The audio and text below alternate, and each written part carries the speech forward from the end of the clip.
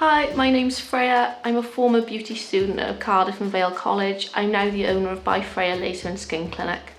I started studying level 2 beauty therapy, then level 3 beauty therapy, then on to IPL level 4 and level 4 advanced therapies.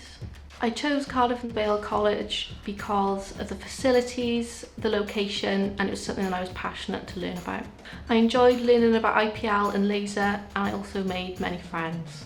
After I finished studying my IPL level 4, I then moved straight on to open my business. It had always been my intention to open my own business. I had lots of support off of college and my college tutors. The college actually put me in contact with Big Ideas Wales that gave me a business grant to help set up my business, helping design my logo, branding, stuff for the shop, etc.